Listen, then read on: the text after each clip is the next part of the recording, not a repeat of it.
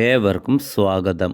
ഒരു സ്റ്റേഡിയത്തിൻ്റെ വലിപ്പമുള്ളത് അടക്കം 4 ചിഹ്നഗ്രഹങ്ങൾ ഇന്ന് ഭൂമിയിലേക്ക് പതിക്കും എന്നുള്ളതാണ് നാസയുടെ മുന്നറിയിപ്പ്. എന്നാൽ ഈ ബഹിരാകാശ പാറകളെല്ലാം ഭൂമിയെ തൊട്ടുപോലും നോവിക്കാതെ കടന്നു പോകും എന്നാണ് അനുമാനം. പക്ഷേ നാസയുടെ ജെറ്റ് പ്രൊഫഷണൽ ലബോറട്ടറി 4 ചിഹ്നഗ്രഹങ്ങളെയും സസൂക്ഷ്മം നിരീക്ഷിച്ചു വരികയാണ്. ഒരു വിമാനത്തിൻ്റെ വലിപ്പം കണക്കാക്കുന്ന 2025 BX ചിഹ്നഗ്രഹം ഇന്ന് ഭൂമിക്കരികിൽ എത്തുമെന്നാണ് അമേരിക്കൻ ബഹിരാകാശ ഏജൻസിയായ നാസ മുന്നറിയിപ്പ് നൽകുന്നത്. ഏകദേശം 150 അടിയാണ് 2025 BX ചിഹ്നഗ്രഹത്തിന് വ്യാഴം കണക്കാക്കുന്നത്, അതായത് വ്യാസം കണക്കാക്കുന്നത്. ഭൂമിക്ക് ഏറ്റവും അടുത്തെത്തുമ്പോൾ പോലും 1,72,000 മൈൽ അകലം നമ്മുടെ ഗ്രഹവുമായി ഈ ചിഹ്നഗ്രഹത്തിന് ഉണ്ടാകും എന്നുള്ളതാണ് ചെറിയൊരു ആശ്വാസം.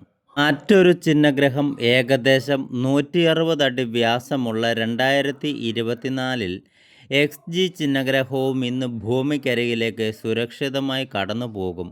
ഒരു വിമാനത്തിൻ്റെ വലിപ്പമാണ് ഈ ചിഹ്നഗ്രഹത്തിനുള്ളത്. ഭൂമിക്ക് ഏറ്റവും അടുത്തെത്തുമ്പോൾ പോലും 2024 XG ചിഹ്നഗ്രഹം 3,71,00,000 മൈൽ അകലെ ആയിരിക്കും എന്നുള്ളതാണ് ചെറിയൊരു ആശ്വാസം പകരുന്ന കാര്യവും.